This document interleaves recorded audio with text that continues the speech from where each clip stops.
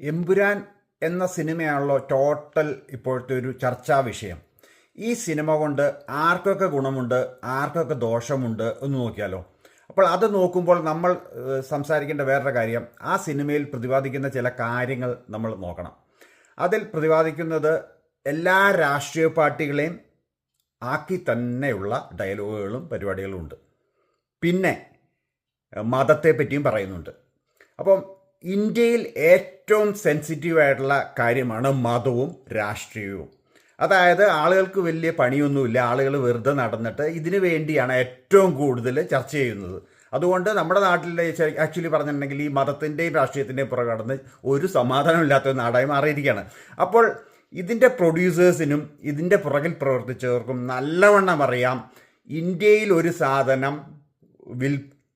വിൽപ്പനയ്ക്ക് വെക്കണമെങ്കിൽ മതവും രാഷ്ട്രീയവും വേണമെന്ന്.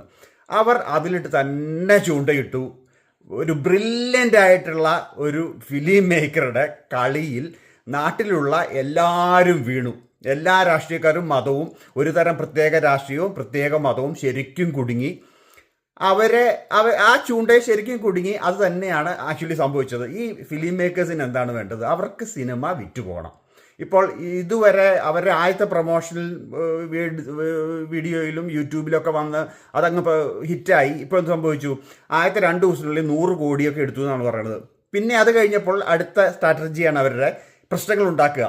അതൊക്കെ ഒരു ബിസിനസ് ട്രിക്കാണ്. ഇതൊന്നും അറിയാതെ കുറേ പേര് ഒച്ചപ്പാടും ബഹളവും ഉണ്ടാക്കി ആ സിനിമയെ അങ്ങോട്ട് വലുതാക്കി ഇപ്പോൾ മലയാളത്തിലെയും ഇന്ത്യയിലെയും ഏറ്റവും വലിയൊരു സിനിമയായി മാറിക്കൊണ്ടിരിക്കുകയാണ്. അല്ലാതെ വേറെ ഒന്നും സംഭവിക്കുന്നില്ല.